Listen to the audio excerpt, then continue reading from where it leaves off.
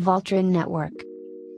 What's good, guys? Welcome back to Talking at the Movies. I'm Idris Antonio. And I'm You Can See Me Mo. Mo bought himself a light, finally. No longer this creepy, sinister silhouette that we used to. I'm gonna have to start using like TV makeup and stuff now with like this kind of lighting. Beautify. I like it. What's been happening, Mo?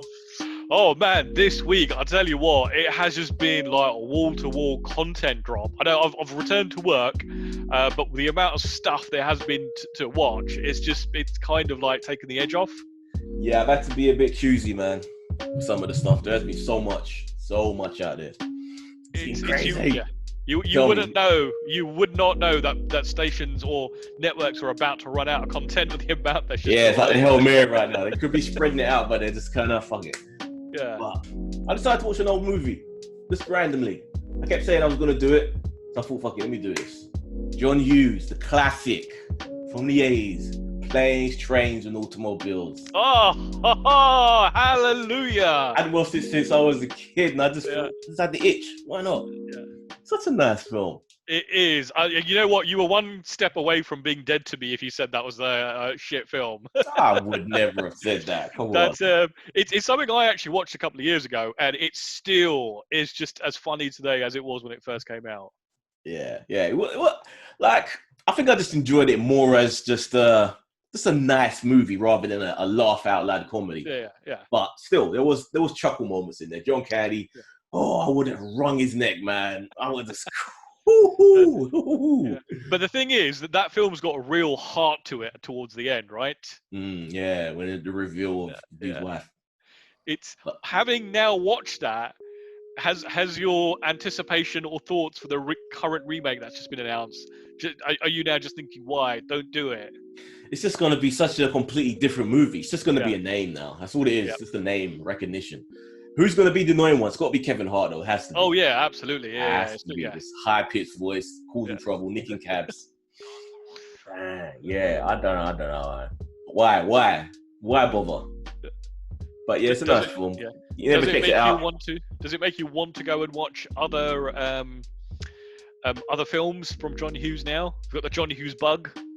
Ooh, but the thing is, other films aren't really like that. A lot of them are just more teen drama-y, innit? You go kind of back into that zone. Yeah. But, I might do. It's been a year since I've watched Breakfast Club, so I might jump back into that one. Yeah, I've still got that one on my list, actually, from my rewatch. And obviously, if you want something more similar to Planes, Trains, and Automobiles, Uncle Buck. Uncle Buck, yeah. But the thing is, it's another film where John Hughes plays an annoying guy you want to strangle up until the end when it suddenly becomes heartfelt. Not John Hughes, you mean John Candy. John Candy, yeah. Damn, John Candy was like, I think he was only like 37. He was 42 when he died. When he made that film. Oh, right, yeah. It's amazing, isn't it? He died at 42, yet the impact that he had on that industry in that like decade and a bit. What are we doing, Mo? I had the same thought. I was watching, which we'll get to later. When I was watching, I think The Boys, I looked up the, because on Amazon they got that X-ray feature, and now that they've revamped their app is actually quite nice to use. So I was looking up like the Japanese girl, and my God, she's like a karate champion, good at martial arts. Like while she was at uni, she was in a ton of like Japanese shows, and you're kind of like, what have I done with my life? I know. What have I done with my life? Where does this drive come from? I don't get it. I don't get what that thing is that some people have, where they're able to just multitask. They're doing one class for this. They're going to the gym. They're learning to play piano. They're doing languages. They're just all this. Like, how do you have that? They don't watch TV 24/7. That is it. That has got to be it. And I can't do that. I need TV's life. How can you not do it? I guess that's the payoff, man. You watch TV. You live a miserable, poverty-stricken life. You don't watch TV, prosper. Not fair. Now you know why they call it the idiot box. It is. Well, at least we're not watching reality shows. That's a different level of retardation that we could be inflicting on ourselves. Love Island, Survivor, Big Brother, Kardashians, all that bullshit. It almost sounds like a section we should be adding to the show. Never. Jersey Shore. So yeah, I did that. Enjoyed that thoroughly. And then I started a new TV show. I probably shouldn't have with everything that is out there to watch, but I figured I am in my historical phase that I kind of have that itch to scratch. And it's a show that I wanted to check out for a long time. It's on Netflix. It picks up nicely. You know, I don't know. I don't know what the time difference, maybe a few hundred years, whatever, after Vikings, Last Kingdom.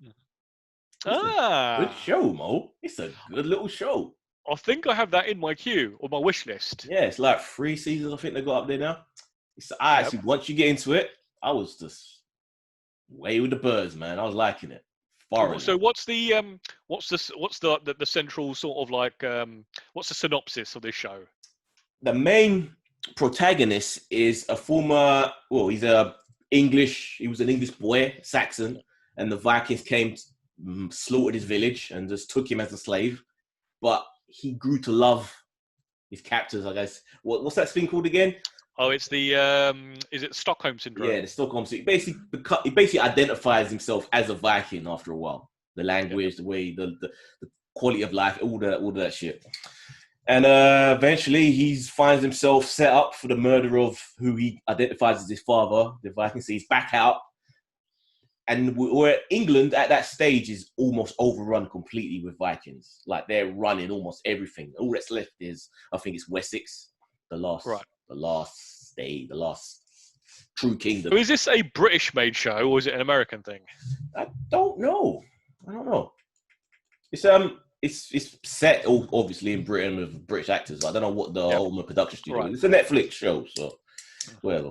But yeah, it's actually really good, really fascinating. You really want to get into the history. I love it. I love finding all this stuff out. I'm actually feeling like doing a history of Britain run after this. Like after the last Kingdom, I found a site that has all the historical shows in order, so I could follow the chronological. So I can watch the Tudors, the White Queen, the Red Queen, all of these ones that are on Stars.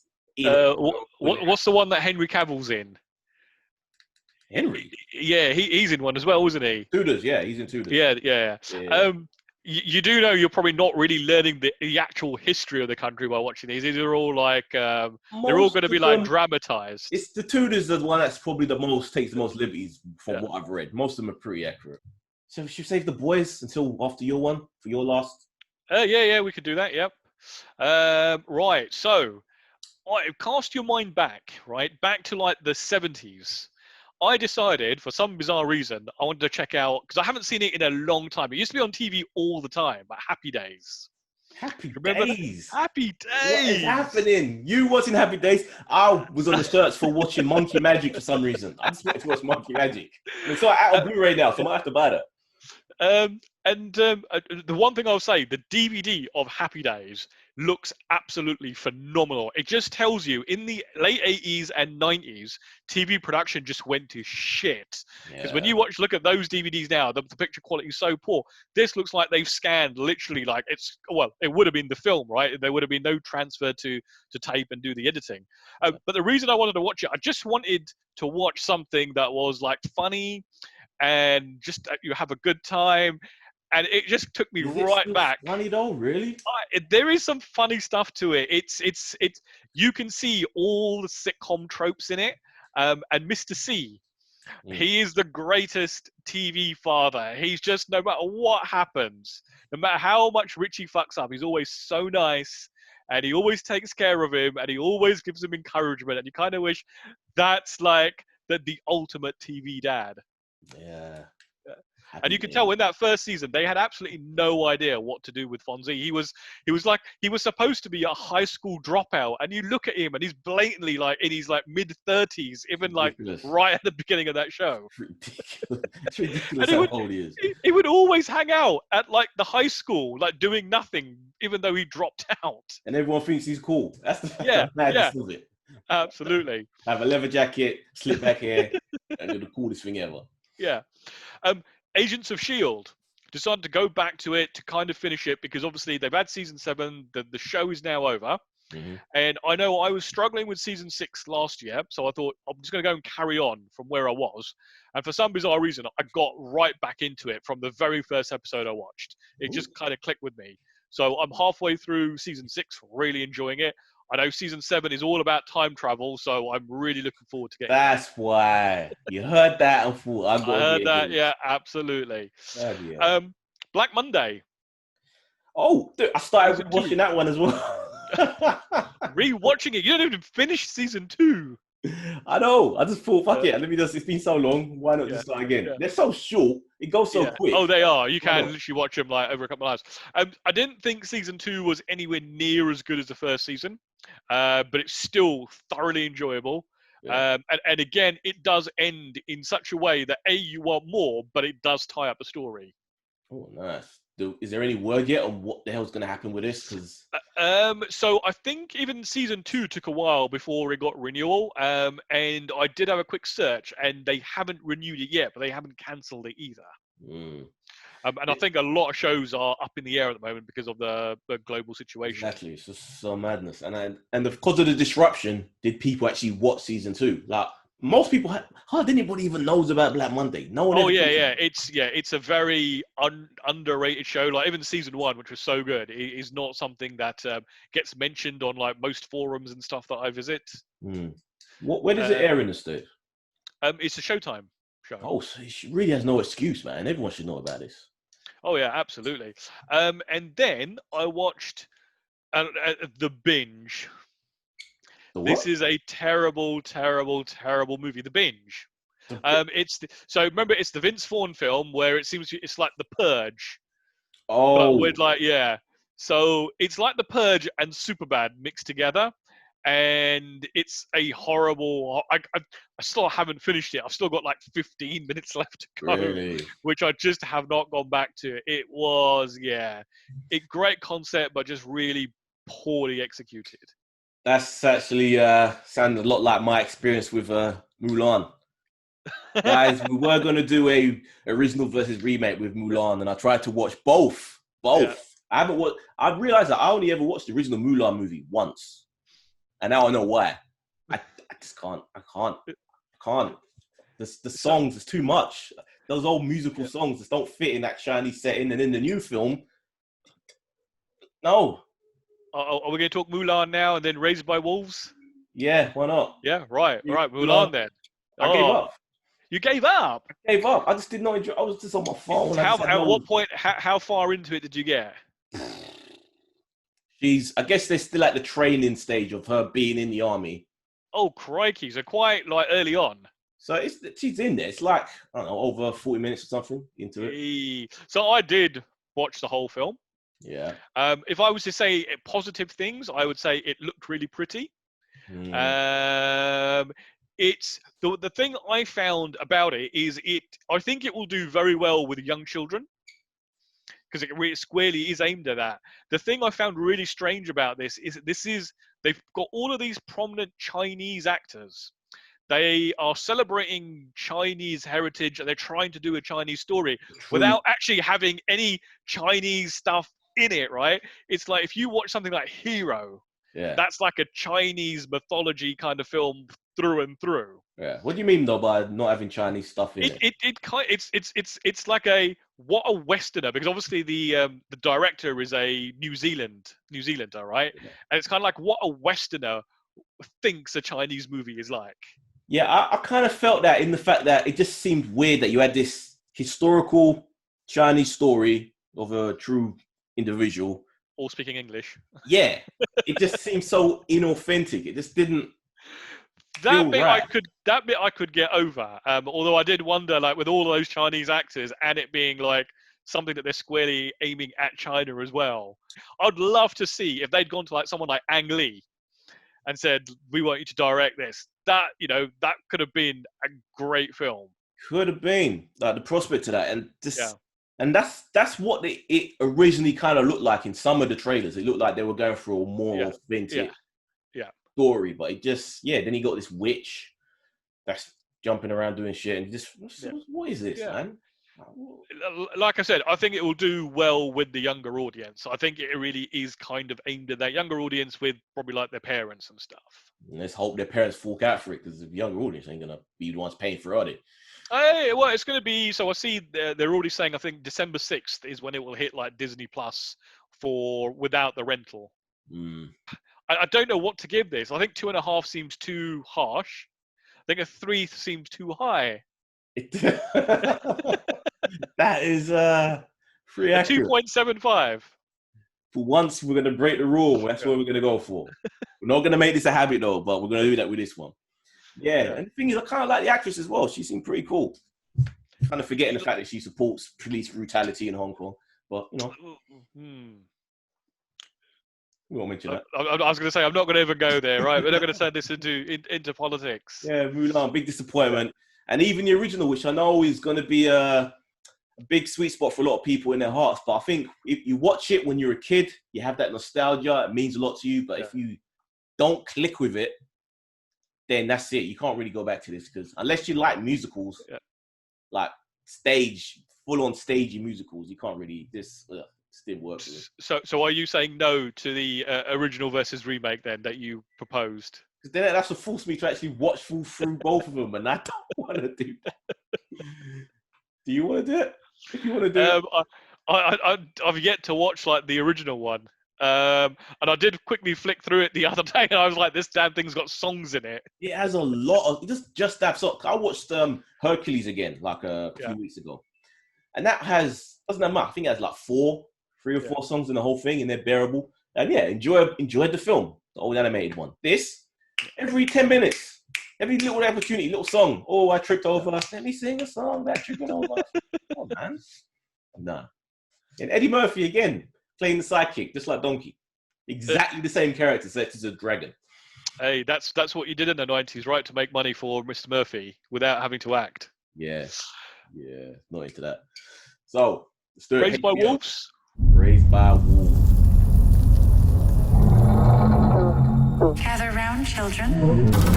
The Earth was destroyed by a great war. I was programmed to protect you. And now, we start again. Does anyone know the story of the 3 little pigs? The first little pig built a house out of straw. The second little pig built a house out of sticks. But the third little pig, he built a house out of stone. One day, a big bad wolf came along and said, little pig, let me in. Or I'll huff, and I'll puff, and I'll blow your house in.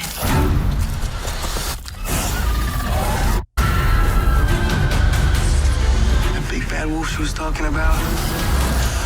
Mother?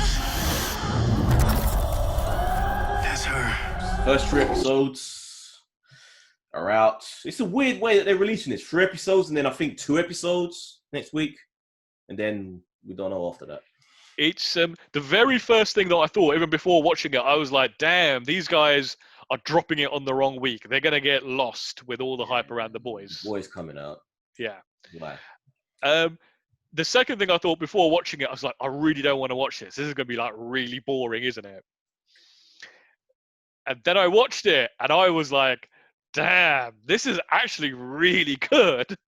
See, this is why I don't get why he didn't. The trailer did nothing for me. Don't see in the trailer, so this is why I didn't get. Yeah, no, absolutely. The trailer did nothing for me. And the other thing is that this is, by like sci-fi standards, this is actually a fairly original story, right? I don't think I've really seen anyone do this particular type of story. No. Obviously, some of it is like sci-fi trope, but the actual like the meat and potatoes of it is quite original. Yeah, mankind's overrun with religion, and the people the atheists are the ones on the outskirts of it who are struggling to survive, and they send off these 2 androids. One of them what they call it, a necromancer. Yeah, reprogrammed to raise embryos that they've sent with it to kind of restart mankind, but with an atheist belief, no religion, to start again. And do you feel that she's broken truly, or is she doing what she's kind of programmed to do? How do you interpret it? It's a really weird one, right? Because she seems to be more than the sum of her program compared to father. So she seems to be like this maternal thing, but then she does these things like where she morphs her face, or she suddenly has like these extraordinary abilities which she doesn't seem to be aware of. Yeah. And I think she's using her programming to say basically protect these children at all costs. But then she also bleeding white goo out of her nose and mouth, so it's like, and collapsing out of exhaustion. Like, is she broken? Is she just what? Oh, she's definitely malfunctioning to some degree, right? Because she's a little bit crazy. But then she gets justified. Her craziness gets justified in that she turns out to be right with the things that she overreacts about. She is, but then you also look at Father, who says like, who's also saying like, you know, when we're gone, this one child is gonna be by himself. True. That's a miserable existence that she's trying to set out for the kid. Yeah, literally on a planet that appears to be deserted. Yeah. So yeah, that's what do you like about it? Yeah. So I love the fact that what's his name is in it. Ragnar. Yeah. It's the same. He still has the exact same. That's what I really like, because he's the exact same character. They're obviously trying to do a whole sort of like parallel with current politics today, but they're doing it in a different way, right? They're doing it. The atheists are the one that believe in science, and you've got like religion, who basically shun science and believe in God will resolve everything. Although having said that, they're in a spaceship going through space. I was going to say, yeah, they've got a spaceship. They've got like all this really super advanced technology that allows them to share their minds in hibernation. Yeah, exactly. Yeah, that is a little bit odd. But I guess that's just a means to an end to get them to this planet where you can probably have like the proper story. Yeah. And what do you think about the reveal that he's not actually what we originally think he is? Yeah, that was a nice little twist, which I think will play dividend during this particular season, because you can already see it in episode 3 that the cracks are starting to form, right? He's kind of not really buying into all this religious stuff. He's kind of like starting to commandeer command. Yeah, exactly. But who's the Messiah though? Who's the chosen one? Is it the kid who originally was on the planet, the last of the original Generation 1? Or is it Ragnar's kid? Because he's an orphan. Because his parents are dead. Which one do you think it is, Mom? I have absolutely no idea. That whole Messiah thing is just a throwaway line. I thought it was just a few times though. It keeps coming up. Yeah, but I just kind of thought, if it's the religious sect believing that, surely it can't be true, right? Is the end message here going to be the religious guys were right and the atheist guys were wrong? It feels like they're trying to ride this line, because they do at the start they make it seem like the religious guys are just nuts, bullshit. But then things happen that kind of almost justify their thinking. So I kind of think that it's gonna come into be a factor to some degree.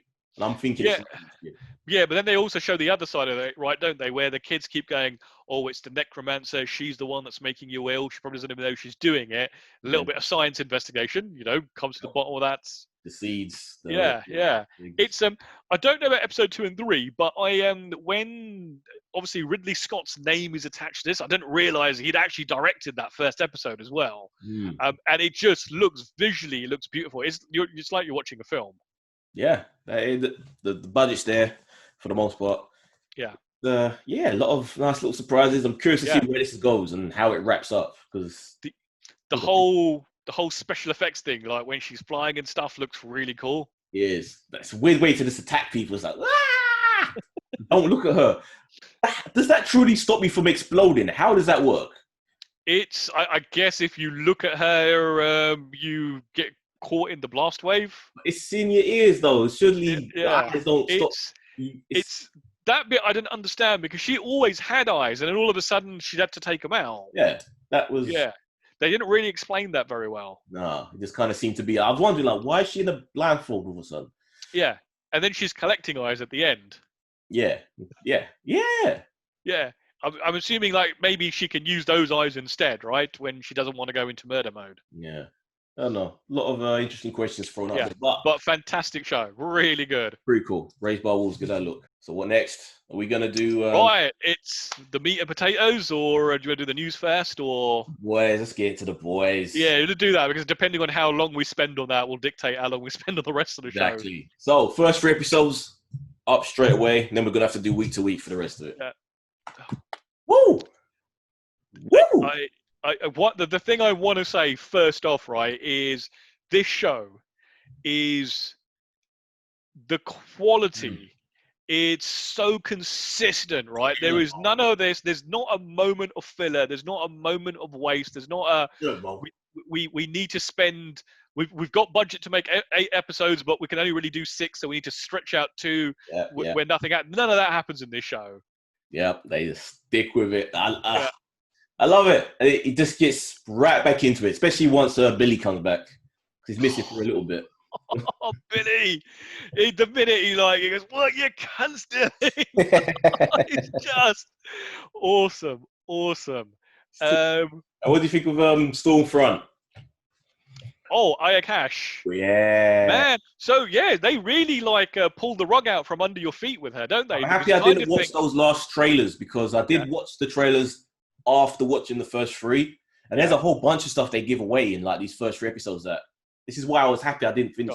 Well, I can't remember anything from the trailers, but I kind of like the way they build up her character to make her look like she's this rebellious one who doesn't care about anything. Yeah, and at the end of it, power, all this shit. And it turns out that she's the worst. Like, hold on a minute. Homicidal. She's like another one of him. Yeah. Wow, that moment when she just goes in to go after the Japanese Kamiko's brother, and just the family. That they're not even doing shit. They're not in the way. They're just literally ruin an entire apartment complex, right? Yeah. And I was watching that, and I was just kind of thinking, hold on a minute, you're just ruining people's homes here. You're literally she just kills them straight out, slaughters the family. No. And then the way she just rips his hands, right? Goes, you won't be needing these anymore. Yeah, he really is not. He had plenty of time to do something. Oh, absolutely, yeah. That almost parallels Homelander in the first episode, where he's introduced to the blind candidate for the 7. Oh, what's his name? Blind Spot or something. Just that whole. Oh, hell! Tell me then, what happens if somebody and the look on the PR lady's face, just sheer sudden realization of what is going on, and that she should be really afraid. Yeah, because she probably never got to see that side of him truly when she was the assistant, and now he ain't holding back. But that poor blind, he idolized Homelander. Thank you, sir. It's an honor to meet you. And then the guy, what we used to call it back in the 80s, Mo, or back in the 90s, tangoed. When he used to do that, run up into slap him, the eardrums would burst.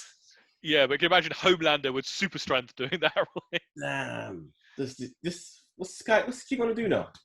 It's deaf and blind. Deaf and blind. I kind of like the power struggle that's happening between Homelander and I'm going to say Mr. Hermanos Poyos. It's almost like if you want a bad guy nowadays who can really carry himself, you get him, don't you? Even in computer games, he's popping up.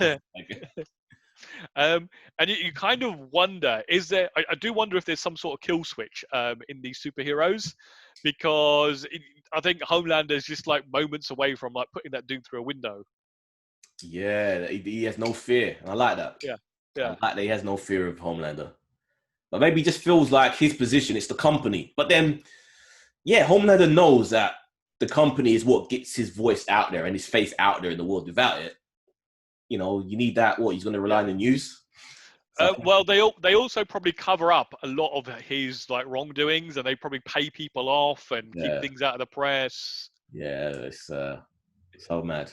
There's such an interesting dynamic with so many of the different things going on. Like the stuff with him and his son is like in any other show, that would be the weak point, right? That would be really boring. But in this pushes the kid off the roof. You know, I was kind of wondering, what happens if he's wrong and the kid is dead? And I could just imagine him just saying, that's his record. Yeah. And why did Starlight go back to the sexy costume? Because that was a whole thing in the last season that she decided, no, I'm not doing this. I'm going back to my original one and I'm not playing their game. And now she's just kind of seemed to have... I'm assuming she's playing the game so she can take them down, right? Less confrontational, What's the less costume have to people do ask questions, huh? that? Well, I guess it looks like you're towing the party line and Yeah. sort of being Not complaining. rebellious. You know, she look great. She look Yeah. good. Poor Huey has to watch her all over the place on billboards, knowing he can't be with her again. That would hurt. Everywhere he goes, like you're just seeing. That's also the other thing, right? Where like if you look at the background, whenever they're out in the open, like you always see things on posters, things on Yeah. billboards. Love it. Yeah, love the way they've set this up. I did not realize that Huey, Jake Quaid, is Boimler. Yeah, the Quaid Yeah, boy. yeah, he's Boimler on Star Trek. Oh, I thought you were talking about. I thought you'd say he's Randy Quaid's son. Well, that too, yeah, but no, he is Boimler. Quaidler. He's Boimler from He's Lower Boimler. Decks. Oh, don't care about Lower Decks. That's the same dude. Who is Boimler? Which one is he? The main guy. He's the main like guy. Yeah. Main guy. Okay. Yeah. I'll give it that. What else? So you've got like the stuff between Kamiko and her brother, Which they've pretty much ended because dead. That didn't last long.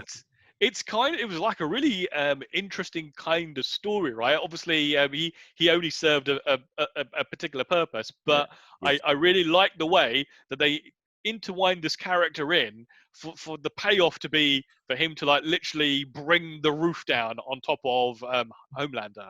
Yeah. We were worried at that point, like, how are they going to get out of this? How do they get out of this? Oh, absolutely, yeah. I actually thought Starlight was going to turn on Homelander and try to fight him. That's honestly, I couldn't think of anywhere else they could go with that. Yeah. And then we hear is, oi, cunt. I love it. It's too good. And the He whole just looks. his whole storyline, joining the cult. Oh yes. Very man. So it actually, to be fair, that whole the bit where he goes on a trip and he's just lying there and he's hearing all the voices and stuff, and then he has the sit down and he has the heart to heart where he goes, when he's 12 years old, he went into a pet store and he could hear like all the fish just screaming out like for their lives, and it kind of hits you that he can hear suffering that most people will never ever be aware of. Yeah, they kind of established that in this first season. Yeah. After rewatching it, when like he was going shopping and he sees the lobster. Yeah, like that one, but then they end up killing it before he can get into his basket. Yeah, and the whole bit with him and the speedboat. That was amazing. Like this heroic, he comes up, just there, looking like cool, feeling like they're just gonna stop. He's done this. He's gonna get back in the 7. Job sorted, and they just poof through the well. And I love that they filmed inside the well, like they didn't go right the way through it. I just, wouldn't you have thought if you were in that whale and you were covered with that much blood and guts? And I don't know the homicidal 7 were after them, but wouldn't your first thought be, I'm just going to go in the water for a minute? Yeah, and get this blood and guts off of me. Yeah, just a little wash. They just hung around there way too much, in and out. Yeah. Fuck it all. Huey's obviously very fucked up, right? He's had a massive falling out with Billy, and that punch looked like it really bloody hurt. And then he also seems to be very sort of like lovesick. Yeah, poor guy. And his dad's can't go talk to his dad because he's in like witness protection. And the way Billy goes, "Come between me and my missus again, and I'll kill ya." Where do you stand with that? Do you think Billy should still be going after the wifey after? Well, now that he knows that she's alive. She's alive, but did she? But we don't know whether she was raped. But didn't they insinuate it wasn't a rape, that she cheated? I think they insinuate more now as well, don't they? Because they go like, we had a deal that I would never have to see him again. Yeah. So it kind of does seem like it was more of her choice type of thing. Yeah. Homelander might have got a bit rough and might have gone beyond like the boundaries of what's acceptable. Yeah. So you kind of feel like, well, you're an idiot, Billy. What the fuck? Yeah, but Billy's in love with his wife, who seems to be being held against her will. Cheated on you, had a baby with someone else. Fuck her. Move on, man. Yeah, but like he, he wants to go and rescue his wife, Oh, who actually does seem to be in the world of trouble, because she obviously has this emotional attachment to her son. which she got herself in. Yeah, all right, but like, there's no point in crying over spilt milk. She's in it. She's got to deal with it now. Yeah, on her own. Billy should not be the one fucking Oh, turning over. you're heartless. Yes, you cheat. Fuck heartless. you. You're done. What about the bit where she goes to see the doctor to try and get some help, and she can see in the camera that Homelander's in her home, wandering around, looking through all her things. Yeah, that's fucked up, man. He just turns up and just goes through shit. And the fact that she's revealed to be in like this Truman Show type, like you think she's just in a suburb, but then when she drives out and she gets to the wall, it's like, fuck. Yeah. And then because I kind of didn't understand that straight away, because Homelander goes, what happens when he wants to go to a ball game, or he wants to go, I can't remember what else it was, and he goes, what are you going to tell him? He's going to resent you. He's going to hate you. Which it's like they've learned their lesson from the way that they raised Homelander, because he was just in a black room. It's like, okay, we need to simulate family and a regular conventional life. So that's I'm assuming they must have no TV in that house, right? Yeah, or just generic Nickelodeon shit. Yeah, but even then, it's like, who are these people? And they have friends that they're talking to. Like, why don't I have anything like that? But I've got to ask, doesn't he go to school? There must be classes and stuff. I think, doesn't she homeschool him or something? Because they do, like, was it Spanish Wednesday and... No. Oh, no, he does. I think he goes to that woman's house, doesn't he, for, like, piano lessons. Yeah. So I wonder if there's stuff like that. Different people in the same house on different days doing different things. What did you think about, like, the whole situation with Maeve? Maeve, yeah, they need to do a bit more with Maeve. They're kind of, she wants to be open about her relationship with this chick, but she's scared that Homelander, out of his jealousy, would kill the woman. But she probably most likely. Oh yeah, and there's like, because he obviously is like, who's Elena? No, shit. But she feeds into it by almost giving him hope when he says, you're my closest friend or whatever. It's like, yeah, I feel the same way about you. It kind of reinforces that. Yeah, but you have to with Homelander, because he's basically capable of just fucking killing you. Like, with that. And he won't even like think twice about it, and he won't even regret it afterwards. It's mad. I've got to give a shout out that the acting from that guy is just on another level. I know Carl Urban in this is really good, but the guy who plays Homelander, that is just some next level acting. He is. He's wicked.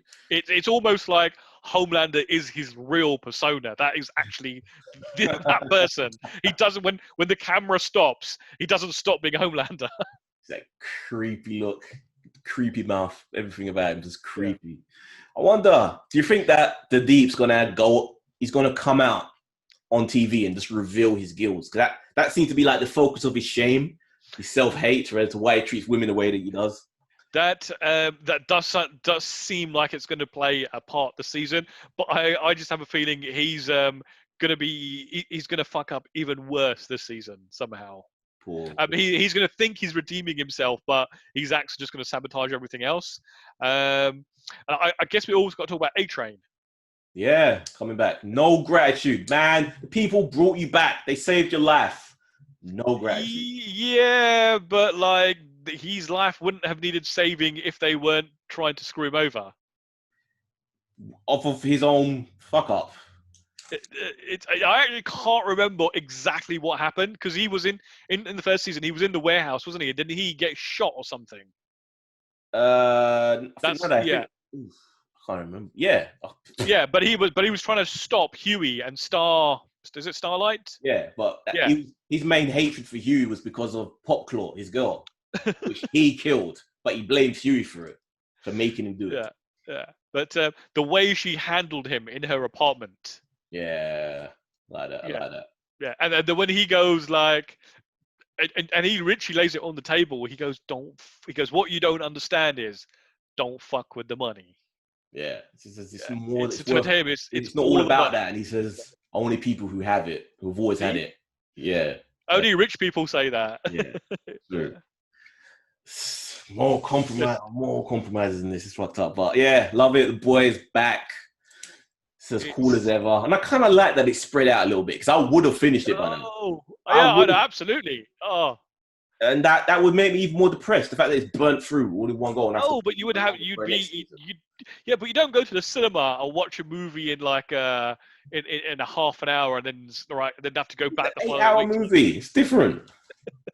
Come on, man. It's the same thing. I can spread it out a bit though. Did you watch any of the accompanying show that they've got on Amazon? The what show? They've got a little accompanying. Oh no, I haven't. I didn't realize they had. Yeah, what's the black girl who was on Archer, the actress? Oh, I know the one you mean. Taylor or something. Tyler. Oh yeah, that sounds about she familiar. presents it, and she has all them on like as guests for each one. It's actually pretty good. Yeah, is how long is each episode?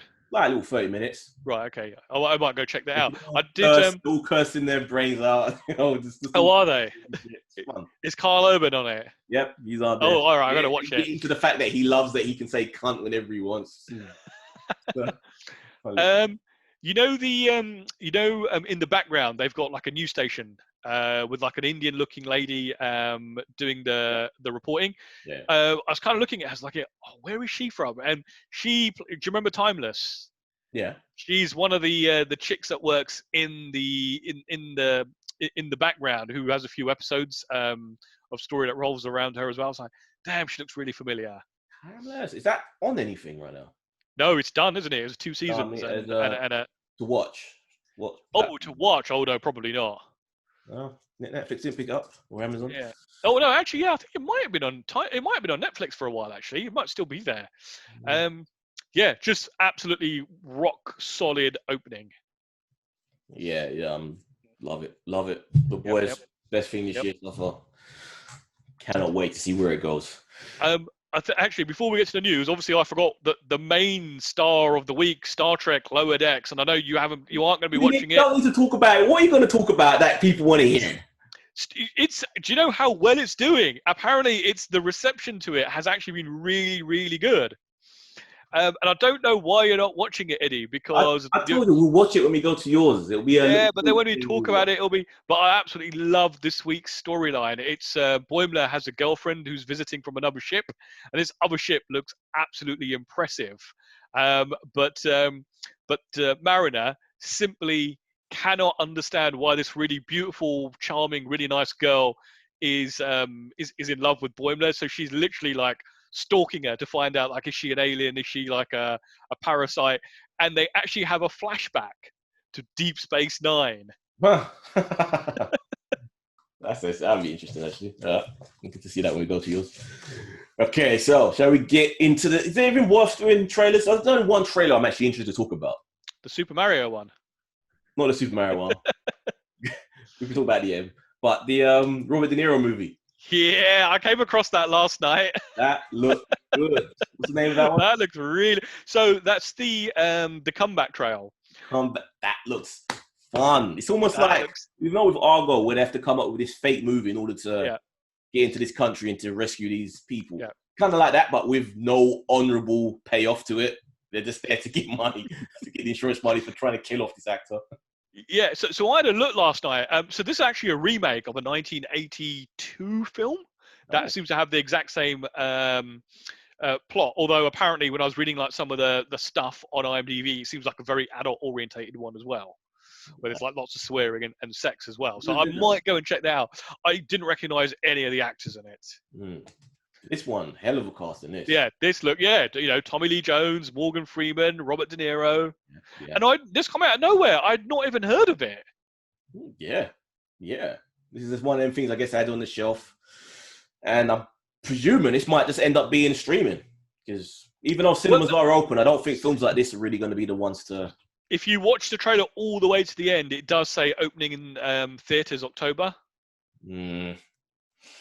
So I think it'll all depend what happens in the next few weeks, right? Because obviously Tenet just opened this week in the US. Yeah, we'll see how that does. Yeah. Do you want to quickly talk about Class Action Park? There's nothing in the world like Action Park. Baby, let me take you where the action is hot.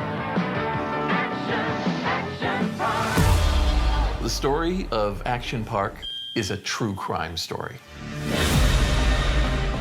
as you entered the park, you saw this thing, and you're like, this is real. The engineering behind this, if there was any engineering, was just nuts. Build it higher, make it faster. People control the action. Combine that with liquor and anything goes. There were no rules. For a lot of kids, that was heaven. And if you couldn't swim well, yikes. I don't think you can understand a place like Action Park if you don't understand the kind of minds that build it. A lot of people wish they could ignore rules. Gene actually did that. Nobody would give him insurance, so he created his own insurance company and then insured himself. It did bring sometimes a criminal element. I don't know how many people died at Action Park, but it wasn't just one person. Electrocuted. Decapitated. Fractured vertebrae. Impaled on the bowl. Had a heart attack. Nobody should ever be the second person to die in a wave pool. Close the wave pool. Because that looks like it's going to be a lot of fun. Yeah. I still haven't watched. Did you actually watch the whole thing? No. I had a quick flick through it. It looks like it's going to be really enjoyable because they talk about. So Class Action Park is basically a documentary about a water park, and I think it's in the 80s in the US.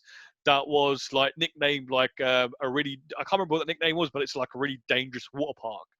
And the bit that I just quickly sat down and watched for a few minutes just to see what it was like, they've literally got a water slide that comes all the way down, right? And before you exit, it does a loop-the-loop like this. Yeah, but it's all enclosed, so... It's all enclosed. You're just rattling around in that thing. Yep. And they go, like, when they started testing it, they tested it with, like, dummies first. And they go, they couldn't work out why the dummies were coming out broken. And then when they moved on to, like, human testing, the park owner was having to give $100 to, like, volunteers. And people were coming out with, like, fucking blood on their faces and being, like... Every time they kept fixing stuff, things were getting worse. And so apparently at one point they put padding in like the loop bit, and they couldn't understand why people were still coming out like with scratches and stuff on their face. So when they opened it up, they saw when they put the padding, the first batch of people that went through it lost teeth, and those teeth were stuck in the padding. Yeah, basically this guy builds a water park, guy. Is it just a water park or just a Yeah, I think it's a water park. But he cuts corners, and I guess he takes this mentality of, you know, people are too coddled nowadays. I'm just going to go back to how it was back in the old days when you trusted people to use their common sense. But in reality, doing that means everyone breaks their legs on rides. There's no safety barriers on things. It's just a disaster of a theme park. Yeah, this is going to be fun. I'm really looking forward to watching this. And when I watched the trailer, they were talking about how people were dying, and they were talking plural. Yeah. So one person died, nothing happened. Two people keep on dying, and it just keeps on going on. Like this thing gets shut down. Like how the fuck? The 80s, man, 70s and 80s were just crazy. Safety standards were just different. Well, I think it wasn't until the 70s, apparently, until big lawsuits were brought against car manufacturers, that they started fitting things like seatbelts and actually started looking at like safety aspects. Yeah, and airbags and all that shit. Yeah. No Time to Die, trailer 2. Yeah, I don't know why. Like this, it has nice moments in this, but Craig for me has to go. Like I'm done with Craig. I'm just not. He just looks miserable and uninterested, and it makes me feel miserable and uninterested watching these trailers. I can't say I get that feeling from him. I'm just not. It makes me just not care about James Bond as an overall character. There's just no sense of adventure. Unlike Mission Impossible films, where there's that certain excitement and adventure in those films. And they're not goofy. They're not doing goofy comedy. It's still, you know, gritty and, you know, serious. But there's just more of a fun thing. And the Bond just seems, it's just, with Craig, it's just miserable. I'm kind of done. I think I'm over it, man. I may watch it, but yeah, I'm not excited at all. I was going to say the trailer number 2 just looked like a remix of trailer 1 with a little bit of new footage in it. I'd say this would take me out to the cinema. Yeah, Craig got to go, man. I know this is supposed to be his last one, but so was the last one. So it's just, go away. Sorry. Give it to Cavill. Right. Should we get into the news? Do it. Whiz through this. Right. So what if I told you that there is a film starring Laura Dern, George Clooney, Charlie Sheen, and a killer bear that's been in the making for 30 years. Over 30 years. In fact, no, more than 30 years. It'd be 38 years now. It's finally hitting like well, I'm guessing it must be hitting some sort of VOD streaming platform. You're saying in the making, or was it made and just sat on the shelf? It's been made and it's just sat on the shelf, right, with all of that talent. So basically, in 1983, Grizzly 2, whoever knew there was a Grizzly 1, a movie about an oversized killer bear that terrorizes a young George Clooney, Laura Dern, and Charlie Sheen as they try to enjoy a music festival, is going to be released after sitting unfinished for decades. Jeez. That's pretty unheard of. Yeah. How did they finish it? I'd imagine it's it was either that bad, or they ran out of money, or the company that was making it probably went bust. Is there an actual trailer for this? Oh, you know what? There is actually a trailer on this link.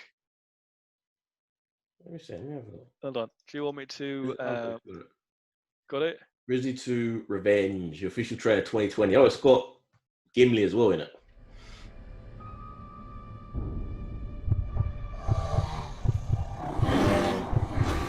Damn, she was so young. What happened now? Grizzly killed Grizzly killed again. 3 kids this time. I don't want a cloud of fear on this concert. Oh my god, all of these old TV actors as well from back in the day. This grizzly's claw marks reach 18 feet off the ground. 27 inches the rear calves, 18 inches the fore. Who's gonna watch this, bro? I'm gonna watch this. Wow, look at the fashion and the beard and the hair. It's just very bad. You got the devil bear. You got the devil bear.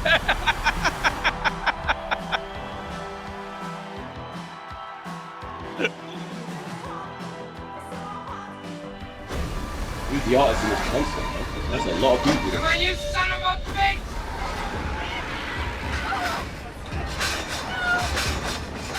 I need to put this drop to be, I don't know what. They're hiding the bear. Yeah, because you know it's going to look shit. Or it's going to be the Jaws thing where they only show you it at the end.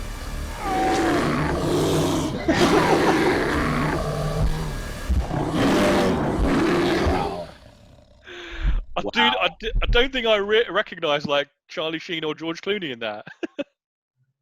See Charlie Sheen, he just looks like a baby. Wow. I'm gonna watch it out of curiosity, right? Because it's one of these things that it's you know, it's just been sitting on the shelf since '83 and no one's seen it. You gonna watch Grizzly 1? I'll probably get the gist of it while I watch number 2. Might be better. You know, it's always the way. The original is the true king. I'll be worth it. Right. Let's do it. Yeah. So, regardless of what you think of these guys, they've obviously gone off onto Netflix, and they have now found their first post Game of Thrones project, which is called Chinese. No, sorry, it's not. It's based on a Chinese property, and it's called The Three-Body Problem. And I'll read you the synopsis because this actually sounds really interesting. So I'm going to not even try and pronounce the author's name. The trilogy is the most ambitious science fiction series we've ever read, taking readers on a journey from the 1960s until the end of time, from life on our pale blue dot to the distant fringes of the universe. We look forward to spending the next years of our lives bringing this to life for audiences around the world. That sounds really ambitious. So the thing is, right, these guys have shown that if you give them good material, they are really good at adapting it. That's not for as long as they're interested and have commitment to do it. Once that goes, the show goes. But they ran out of material to base their stuff on. Oh, they had the guideline. They just were thinking of their Star Wars deal that they had. They just gave up on that last season. I'm looking forward to this after reading that synopsis because this sounds so ambitious. And apparently, I've been on some forums to find out what the books are more about, and from people who have read them, and people are actually saying the books themselves are actually quite good. Like the first book is really good, apparently. Oh, come on. Altered Carbon. What was the problem there? First season, You have all the budget, you have all the money, you have Yeah, Netflix, yeah. and it's this massive, awesome thing. Season 2, slash that budget. And So I never got beyond episode 1. So did it look like the budget had been dramatically slashed? So it just didn't have the scale, the scope. Right.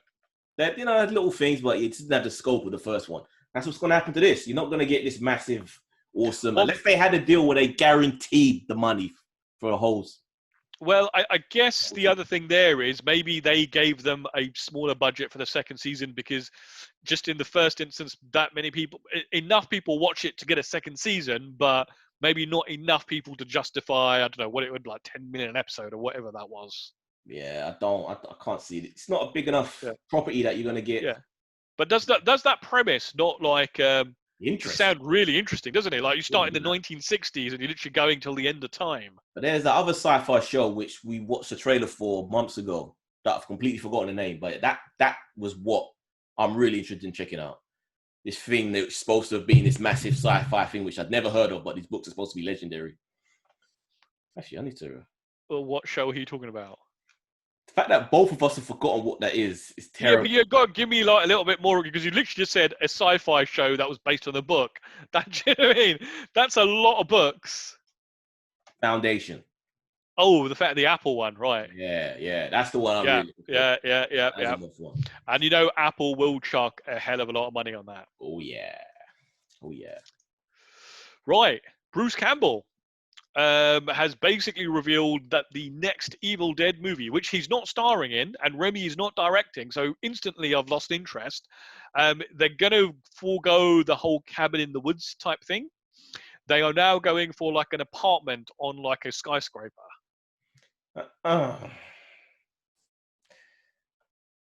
Like I said, no Remy, no Bruce Campbell, don't care. That don't sound interesting. No. No. Well, actually, to be fair, you know, they've done the cabin in the woods thing to death. So having like a different setting is probably like they probably do it now. But just saying an apartment, if they said an apartment building, then there's fun to be had with all those people. It could be the entire skyscraper. Yeah, I don't know. It could be like built on like an Indian burial ground or something. Yeah, and the whole thing is just haunted. Demonites coming out from the walls. Yeah, we'll see. Hey, I like the remake or semi-sequel. You hated it, but I liked it. So who knows where this could go? And we don't know who's even directed it, do we? Right. No, I think so in this article, I think there is a director was mentioned. I can't remember what his name was. I think he's done some like indie stuff. Let's have a look. What's he done? Done in his name. Give me 1 second while I find it here. Signing off at the helm, indie movie maker Lee Cronin was assigned to directorial duties while the search for leads continue. Should we see what he's done? Let's copy that. Go to IMDb. There's an indie director, so you probably haven't seen any of his stuff. Come on,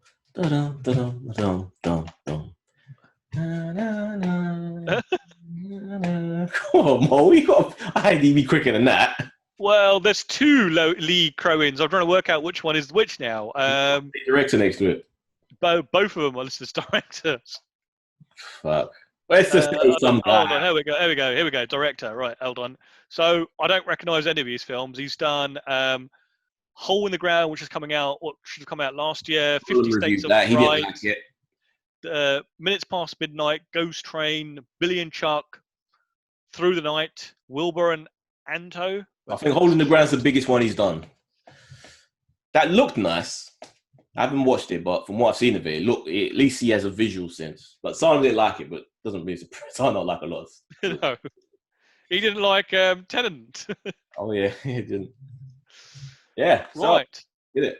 We got to talk about this now.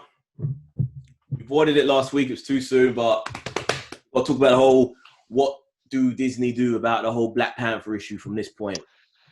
Didn't they put out a press statement to say, or I might have heard this through a third party rumor type thing, didn't they basically say they are going to arrest Black Panther for a while? No.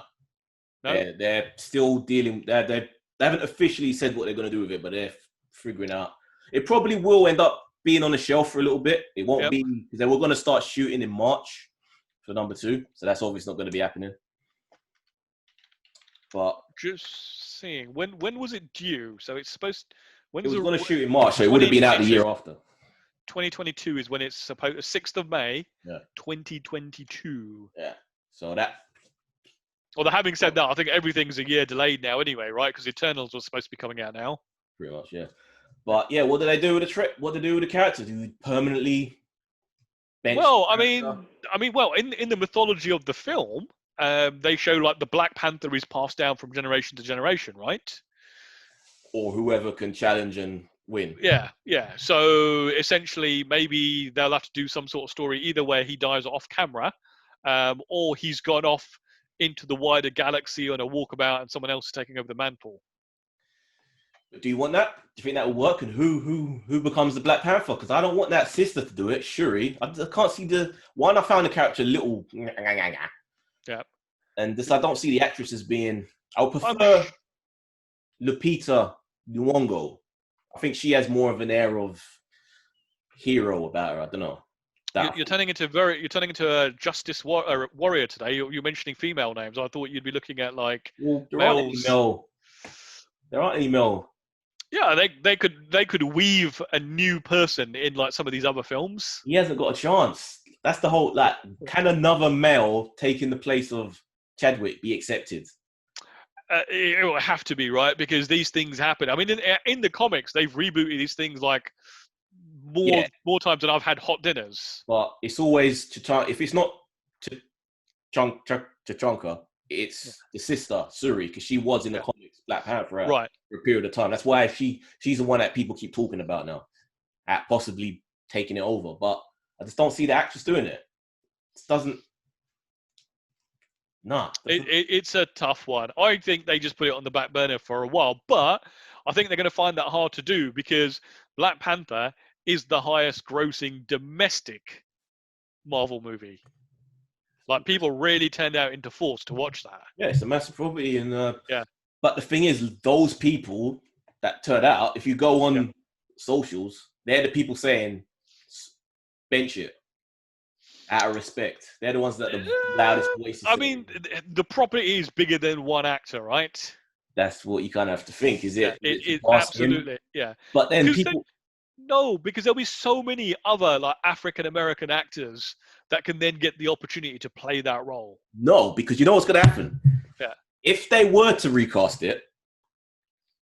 Which they have done previously in the MCU, right? We all know what happened to the Hulk. Not from Death. Yeah, but from Death is a different... matter though. But the thing is, I know who it's going to go to, and I don't want it to go to this person. Oh, you don't want John David Washington? No, yeah, exactly.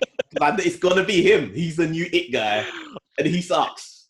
I would be happy with that. I think he would. I really enjoy his acting. He is wooden as fuck, and he's got these like little high shoulders, and he just has this like.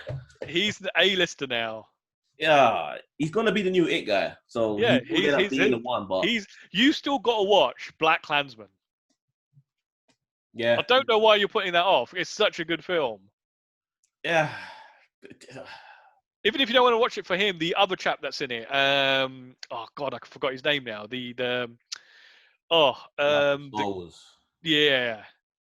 Yeah, I forget his name as well. But he's really good. I would rather the guy who played Black Manta in Aquaman. He was also Dr. Manhattan in the Watchmen TV show. I'd rather him. He's way more heroic stature. But I don't want it to play I don't want it to play Tatanka. I think that character needs to just Yeah. Someone else. Problem is, they want it to be someone who people recognize already. That's why I don't think it's going to be hard for them to bring in someone new completely.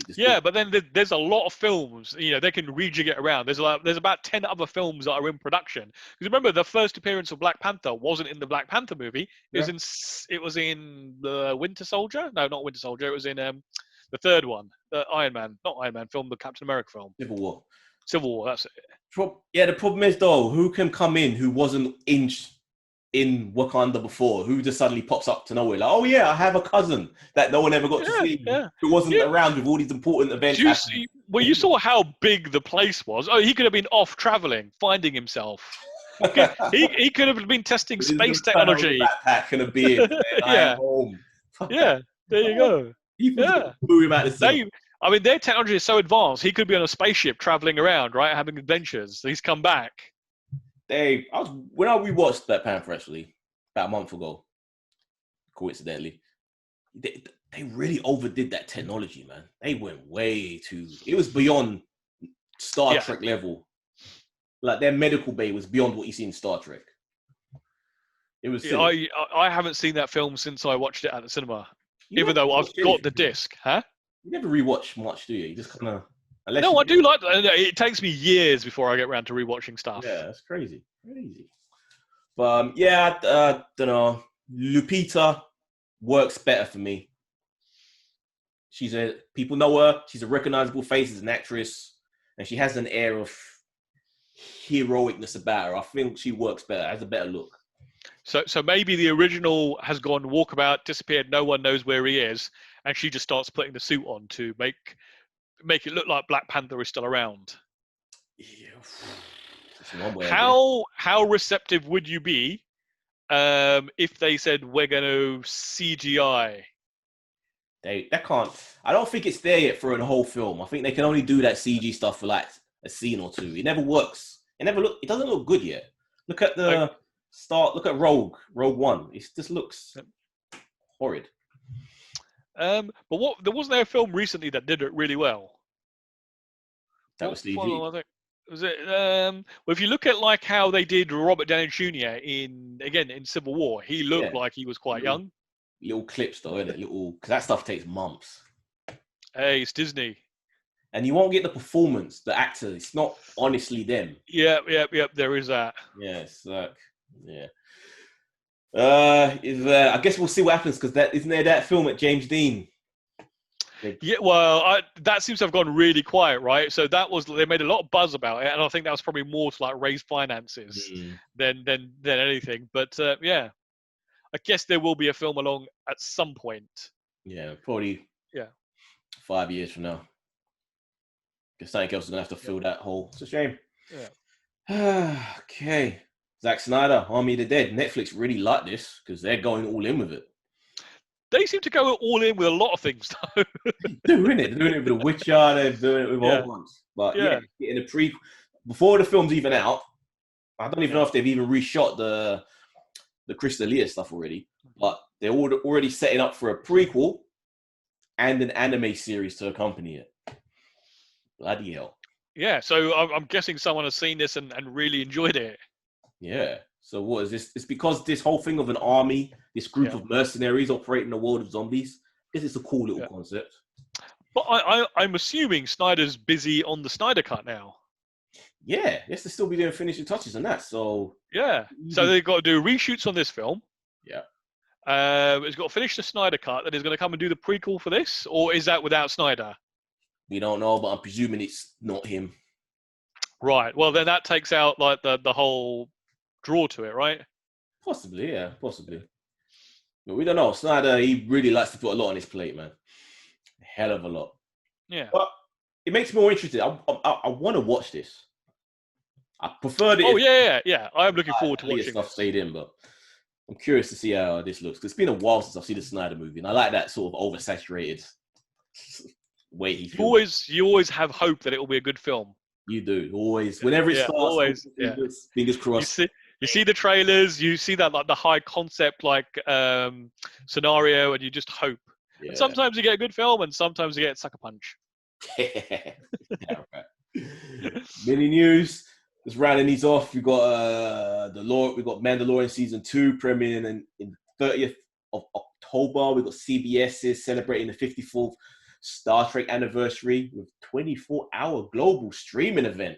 That's coming Tuesday, the 8th. So basically, they are doing panels all day long. Let me run down the whole thing. Got Cobra Kai creators saying they want to make Back to the Future revival. They're saying that they want to do what they did with Cobra Kai and apply it to Back to the Future as a series. What, like years later? Continuing the story, yeah. No. Yeah. No. We got No.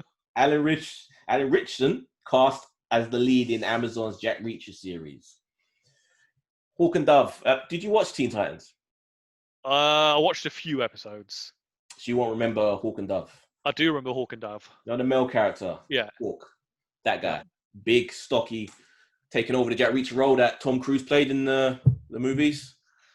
I'm just trying to think. Don't they have? I was thinking they already have a Jack Reacher series. They don't, but they don't. They. What's the one with the Jim from The Office? That's not Jack Reacher. That's It's by the same author, though, isn't it? Yeah, from a set from books, but that's Pencil Pusher guy. Jack Reacher's more the former military hard man, who in the books is like 6'5", jacked, and then in the movies we got Tom Cruise, and people were not happy. So this guy's closer to. They weren't happy with the Mission Impossible guy. The guy who does impossible missions.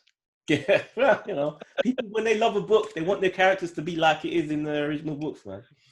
So, Mandalorian season 2, how they managed to film all this without any incident? Well, remember they started filming last year as soon as right. Season 2 was greenlit way before season 1 even aired. Yeah, they went right into it, didn't they?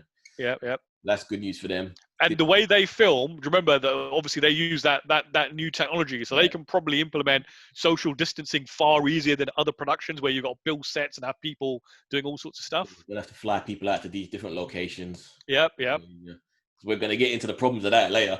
CBS celebrated 54. Well, yeah. So what's the news in this? So this is basically the 54th anniversary. So on Tuesday the 8th, I think it was like 1960 something, the first episode of Star Trek aired on NBC. So this is you nerds out there who love Star Trek, that give a damn about watching panels. Yep. So they are celebrating the show by doing panels. So they've got and apparently this year is also the 25th anniversary of Voyager as well. So they've got most of the Voyager crew back. I think the only ones that aren't in the panel are Chakotay, who basically never wants to do anything Star Trek related anyway, and Jerry Ryan. They've got good riddance. They've got. I think he actually hated his time on Voyager as well, from what I understand. So they've got the rest of the crew there. They've got an Enterprise panel. I think everybody apart from the chick who played T'Pau. And apparently, do you want, because when they say panel, we're not actually going to have a panel. It's just going to be a Zoom call with everybody. Oh, yeah. But that is literally a virtual panel, right? It's that as interesting to you to watch. It depends, because I didn't like the ones that they did at Comic-Con Home a couple of months ago, because the interview portions were interesting, but they did like table reads, which I just found like absolutely pointless, because I could just go and watch the fucking episode. Why do I want to sit and watch people read the script? And did you watch any of the DC fandom ones? Actually, I didn't watch many of those. In fact, I don't think I watched any of them. Oh, there you go. No. But I'm more interested in this because I'm more of a Star Trek fan than I really care about the DC stuff. Boo. Terrible. But it's interesting, right? They're literally doing like a global event over a 24-hour period. Yes, it could be. Depends how they do it. But you want the thing is with these things, I only care to watch them for reveals of new stuff. I don't really care about nostalgia, going back here and people on their little boxes talk about. Oh, I love that. If you're really into it, because they're actually doing a panel with Patrick Stewart and Jonathan Frakes, where they're actually just going to talk about like their time on Star Trek, and I will find that very interesting. I'd rather just a straight-on proper interview than a Zoom call. I don't like that. With the varying qualities of video cameras and what's the difference between a panel where everyone's sitting at the same table and a interaction? Zoom call? The way they bounce off each other is way different. You can still do that over a Zoom call. It's the same. It's the same. It's the 21st century equivalent. You're not interested in seeing the Cobra Kai guys pick up? I'm not interested in seeing anything Back to the Future related. That is like the Holy Trilogy is off. It's hands off. You love Cobra Kai. I do love Cobra Kai. So you don't trust these guys? It's not that I don't trust these guys. The story for Back to the Future is done. Is it though? It's done. It's a complete story. There are kids involved. There are a next generation of them out there. Yeah, I can't think of any story that I'd be interested in watching because the only logical story is going to be the kids of like Marty and Jennifer, Or they might go with the Doc's kids at the end of who 3. who invent a time machine, and their father's really unhappy with them for doing it. Or they just pick up the train, innit? Because he's flying around in that train, innit? That he's got at the end. So Yeah, the train is not so inconspicuous. Because wherever you go, you've got to make sure there are train tracks. No, it flew. Don't forget, it took off. It does fly, but like the thing's fucking massive compared to a car. Yeah, that ain't really very practical. Definitely. Yeah. I don't know. I'd like to see what they could do with it. It sounds they're not gonna get the rights to it, but it'd be cool. I was going to say, Robert Zemeckis, I think, has like the sign off on that, and I think he's been very vocal about it just never happening. I don't know whether they're doing this because next month is I can't remember what anniversary it is, but they're bringing out the 4K Blu-ray set of Back to the Future. So I don't know if they're basically just hyping that up. Zemeckis can't live forever. Eventually, and whoever takes over his estate will want that money. They will sign away. Hold on. So does the idea of like further Back to the Future stuff excite you, or do you just think no? Not really, but at the same time, I'm curious. I'm curious to see what could be done. No. But it's perfect on little thing. It doesn't really need to be. Yeah, exactly. Not everything has to be like 6 seasons in a movie. Hey, because look what happened. They freaking did that with Bill and Ted, and look what we got. Did you watch it yet? Are you not going to watch it? Why would I? You're telling me I need to watch it. Are you honestly going to sit there and say I need to watch Bill and Ted? Out of like cultural, it's like basically just to see like a film that was huge when you were a child, something that a lot of those words that entered like popular culture from those films. That same the usage of it. That same concept could be applied to the Back to the Future series. Continuing on. But the Back to the Future film isn't. Back to the Future film is like a holy trilogy, whereas like those films were just like fun little films, and I don't care about them that much. That's why I was curious to see a third film. So inconsistent. All right. Little superhero news. Basically, it's not even superhero news. It's what we're gonna do. Batman back on. It's still shooting, but Robert Pattinson has tested positive for COVID. This is off of the back of The Rock saying that him and his family caught it, but he's at the back end of it now, so he's pretty much over it.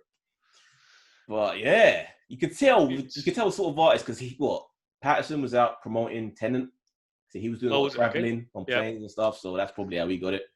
Unless he's been going out to restaurants, smoozing, doing a lifestyle. You never know. So they are filming Batman in the UK, aren't they? Yeah. Yeah. So the UK is kind of trying to get back to normal, but I believe some reports that I've been seeing is like in London they're having like 2,000 people a day testing positive. Have you been tested? I haven't, but I haven't been going out. I've got a feeling I might have had it right at the beginning. Because in mid-February, there was like 3 or 4 days where I just felt so weak and so tired, and I was just sleeping all the time. Well, if you had it, it wouldn't be 3 or 4 days. It'd be like 3 or 4 weeks. No. Well, no. So, because some people basically get it and they get no symptoms, or they basically get a really mild cold. I think for the majority of people, you either don't know you have it, or it's just a very, very mild cold. Obviously, then there are the class of people where they do actually get really sick. And then there are the people then actually get hospitalised. I'm presuming Pattinson's pretty mild. Like he's probably just turned up to set. They're testing. I don't know on a set. I don't know if they'd be testing every day, right? Will they start only testing once you start showing some symptoms? Not all the time, because a lot of the film sets with them trying to get back to filming, they test people right at the beginning of them coming back. Yeah, but there's this whole so there aren't any quick tests at the moment, are there? Although apparently our government has just invested in a 20-minute test. Yeah, there are. Yeah, there are quick ones. They exist in other countries, so. Yeah, but I don't think they are. I don't think, from what I understand, they aren't very reliable. Yeah, that's the possibility. Yeah. I think the most reliable one is the one where they basically jam something up your nose, and apparently, unless you cry, they haven't jammed it up far enough. Yeah, he'd have to go far. Yeah. Right to the break. So, so Pattinson's probably going to be sat on his ass for a couple of weeks. This really is very not. I say it's worrying. There's obviously other things in the world that are far more worrying. But if we're talking just about movies, it does still show you the challenge of these productions. And I don't know if the way they make movies is just going to have to change for the short term. They have to adopt what they're doing with Mission Impossible, where they have the cast and crew, everyone's tested in one go, everyone gets the all clear, and then they go to their location or the studio and they isolate all together. Yeah, I was thinking That's about the only that. way. But if you think about a film like Mission Impossible, they go and do a lot of lavish location shooting, right? You watch those; they're in London, they're in Prague, they're in Berlin, like in one film. So does that mean like if they build a village, that the whole film has to be shot there in that village? I think they probably are adjusting some of it to cover some of that. But I think I actually don't know. I wonder how well the Mandalorian technology stands up on film. Because that's obviously another answer, right? Yeah, it is. And I would suspect I don't see no reason why it couldn't be. It all kind of comes down to the people that do the image, the graphics of that ejection. Well, from if I remember correctly, apparently it's just they're just using the Unreal Engine or something, aren't they? Yeah. So that company, they've been doing games for like close to a decade. Yeah, and there's a new Unreal 5. So if they adopt that then you get the quality of that image to just be. And I mean, like I said, I'm kind of glad that they didn't reveal that during The Mandalorian, because the whole time you watch that, you think they're out on location. Yeah, you would not have guessed that they were inside the studio at all. Yeah. So I think it's only a matter of time before that gets adopted for film, and that will slash budgets down dramatically. Yep. I know. Apparently, in Canada, they've started to clear things to start shooting again. So I think they were like talking about I think the next Star Trek show going into production in the next couple of months. But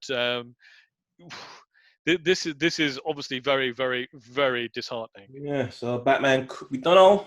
They might get around it because they are still filming other character stuff and things, and probably using body doubles for maybe stuff that they don't need his face for. Oh yeah, there's probably loads of stuff that they can do while he's out. It's not like he's injured and he's going to be out for months. Yeah. So yeah, we'll see. Yeah. But yeah, this goes to show, even going forward, even with The Rock being sick, because that will delay. Well, it might probably won't, because I don't think they're gonna probably delay about a dozen films. Yeah, actually, that's so much. I was gonna say like the Black Adam one. That's probably a little ways away before we start shooting that. Yeah.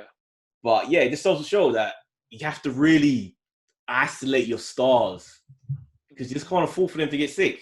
So you just hope they're not knuckleheads and they're not going out to restaurants and doing all this other dumb shit. Well, and the biggest problem at the moment is they really don't know how. Once you've had it, they don't know how long immunity lasts. Yeah, because there have been people that had it more than once. Yeah, so that's a great unknown at the moment, and it might just be that this thing is here to stay and we'll forever have it. The world is a mess. When is this gonna end? Do you know what? I had a Zoom call with a whole bunch of work colleagues, right? I'm actually really surprised at the amount of people that on that call that literally like going outside was like just a thing that they didn't do. Really? Yeah. That is not because if I'm honest, like I do take this stuff seriously, but I don't really let it stop me from doing stuff, which I probably should.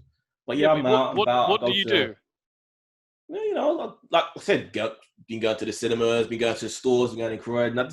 Going shopping and stuff. I mean, shopping is things that everybody has to do, right? Yeah, but even going into restaurants, not big snazzy ones, you know, the bootleg street corner ones, but still, it's a little day-to-day thing. I haven't been into any restaurants, or if I've wanted takeaway food, I've had it delivered. You haven't even gone to like McDonald's or nothing? If I want a McDonald's, I've had it delivered. But sometimes it's nice to go in, chat with the people across the counter, ask them how they're doing. Even if I go into a McDonald's, it's normally to get a takeaway to bring it home. No, I sit in. I've been sitting in. Even with I very rarely sit in because I like to take my food home, sit in front of my TV. I want it fresh, nice and hot, right there.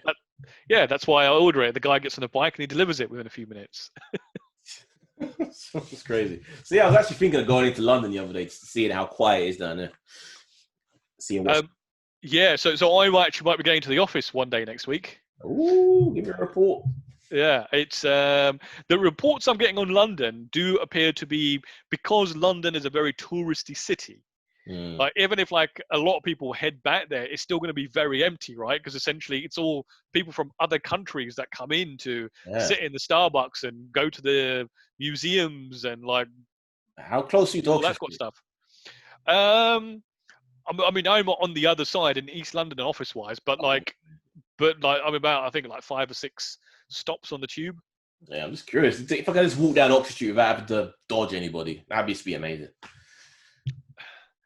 How much is open? That's why I'm curious to know. Like, how many of the stores are actually back? I think everything is open. From what I understand, though, like where I work, apparently a lot of the shops, and we had a lot of shops that did food.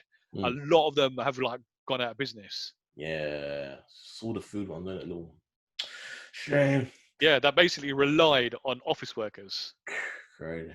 Anyway, guess that's it for this week. Is that it, Mom? That is it. That is it. Oh, actually, we do have some Instagram stuff, but I think we'll save that for next week. All right. Yep. So, guys, if they want to get in contact with us more, how can they do so? Right, folks. So we are at tatm at gmail.com if you want to email us. And then we are at Talking Movies 3 if you want to tweet at us. And we are Talking at the Movies on Instagram. Yeah, hey. So, yeah, you can get in contact with us through the email or like a buddy Kamran. We need to make Kamran a co-presenter. Yeah, guys, don't forget Voltron Network, 2 separate words. YouTube, if you want to watch the video of this, and DC versus Marvel podcast, and all the other good little things that we do now and again. So, from me, Idris. Me, Mo. See you guys next week. Bye.